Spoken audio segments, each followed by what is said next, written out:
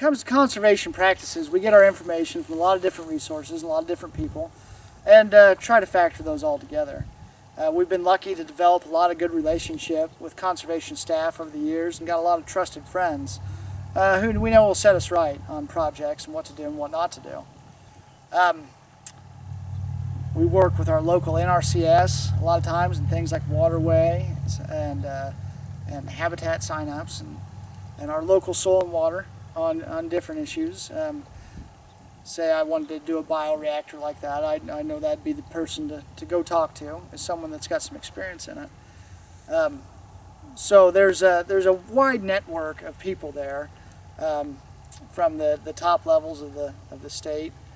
We talk to someone like Barry Fisher on a routine basis, who's pretty high up the chain of command and has been a trusted ally for a long time.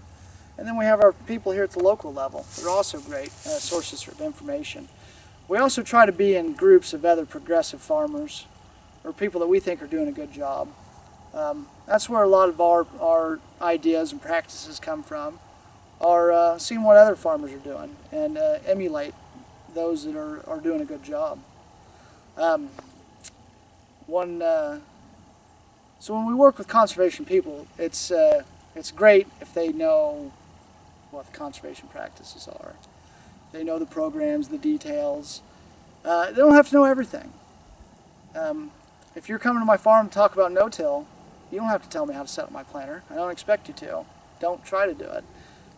Try to have somebody that does know how to do it, a farmer in your network, or an equipment dealer, or someone that you can turn to. You don't have to be the expert on all things conservation. But, you know, if you're going to come and talk to about a program, let's have the facts and figures and know what we're getting into. So that would be my suggestion for anybody that's getting into conservation staff. You don't have to know everything, but know a network of people that know everything. Have people to go and turn to that can provide you with those answers, whether it's at the university level with some academic research or if it's at the local office.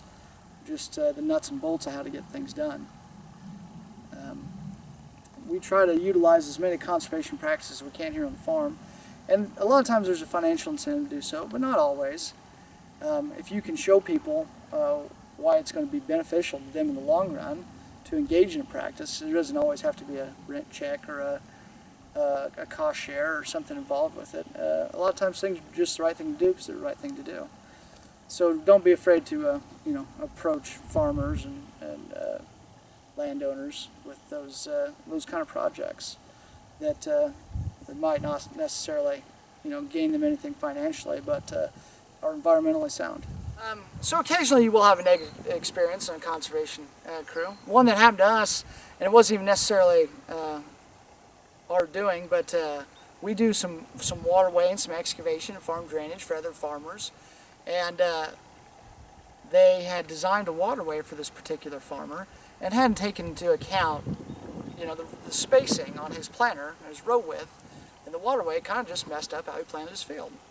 So it's little things like that that could have easily been set down and talked about before that design was made. Those are little things that to keep in mind when you're out doing these practices. How's it going to affect the actual farming that's occurring around it?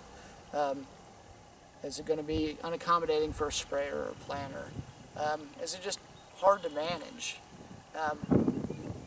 You'll get a wide variety of clientele, of farmers and landowners of different ages and abilities and desires of what they want to manage and what they really want to take on.